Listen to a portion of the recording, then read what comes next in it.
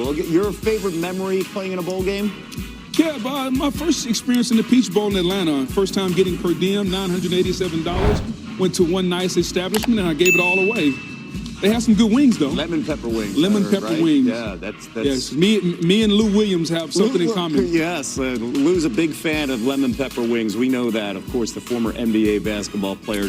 During these times, speaking out on social issues as an athlete, it's kind of becoming few and farther between. There's just a lot of volatility, out there. What made you passionate about putting that in writing and standing on your morals? I really just saw the statement last week in the announcement by the Hawks, and just in terms of the public voice as it pertained to, I feel like it didn't really represent what I know, myself and a lot of others throughout the NBA felt. So I think I did just, want to make sure that part of the discussion is expressed, and I mean, it comes with, people like criticism and stuff like that, and I think that's, part and parcel of why people might be hesitant to do so. But I think actually trying to get the conversation started and able to have is something that's important to be able to try to, help ensure that the league is kind of something that everyone is, wanting to represent and an environment that you want to have. Has the league itself reached out to you, or have you heard from them? Not really in the aftermath with it. Beforehand, I spoke with some people in the league just to kind of see what the status of it was, to make sure, I was kind of up to date on the situation. Since reaching out, Have you ever been inside of a Magic City?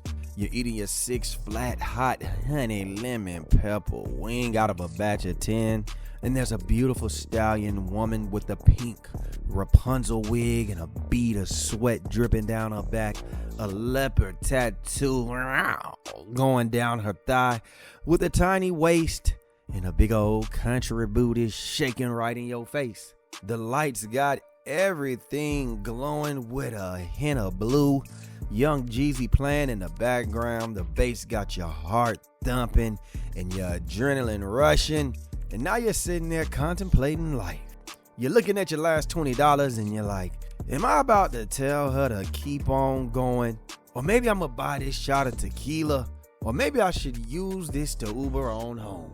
And in the event of that moment, you lean back and you say to yourself, yeah, I see why they call this place Magic. Because if you're like me and from the Atlanta area, you understand what Magic City means to the culture. It's a staple. It's legendary. Some people go there for the nightlife. Some people go there for the kitchen. I know people that literally walk in, order their wings, grab their food, and walk straight back out. Okay, that's a lie. But that's what they claim they do. But here's the part where we gotta be honest.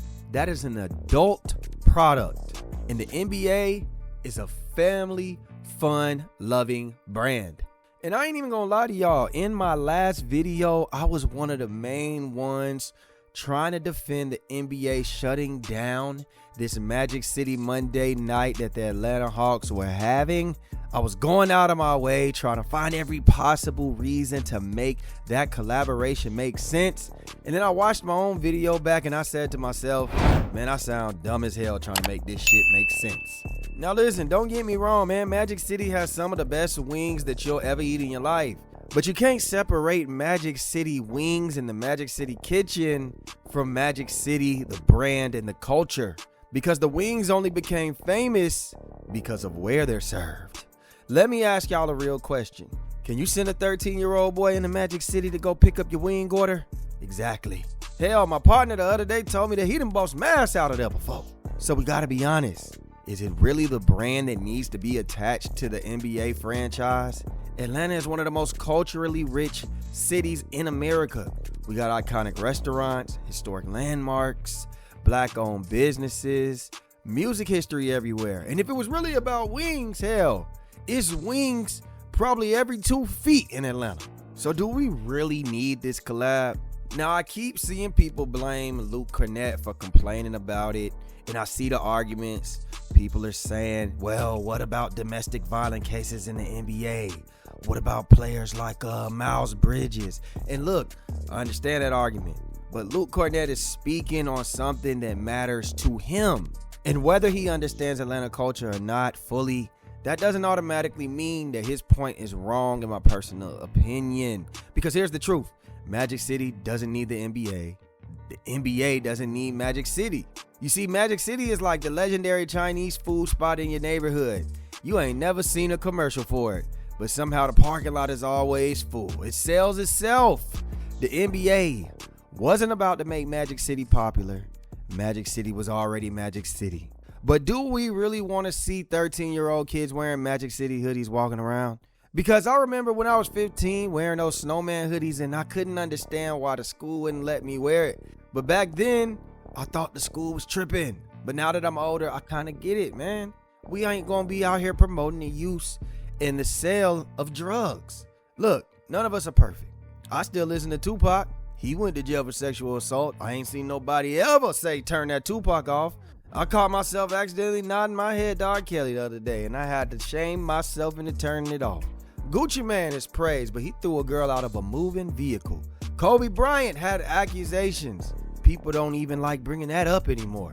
Karl Malone. No, that nigga just nasty. I ain't even gonna lie to y'all. But the point is, we all consume parts of the culture that aren't perfect. Sometimes things are gonna slip through the cracks, as well as the NBA isn't always gonna get things right. What business does? But just because they got things wrong in the past doesn't mean that they can't now try to get things right moving forward.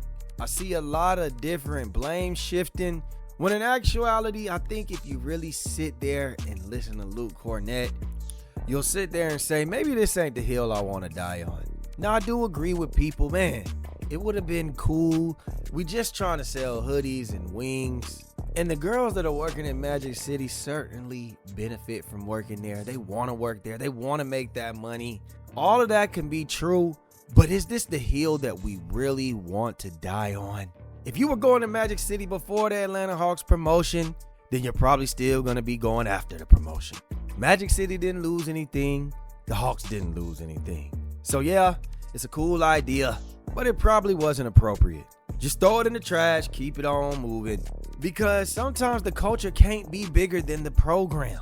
And if Magic City really means that much to y'all, then just do what Atlanta been doing for decades. Go to Magic City. Y'all let me know what y'all think about this, man.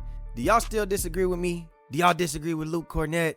Let me know down below in the comment section. Is this the hill that y'all want to die on? Like, share, subscribe, comment, hit that notification bell. Hype me up, man, and keep me in the algorithm. Appreciate the support. We out, baby. Boo!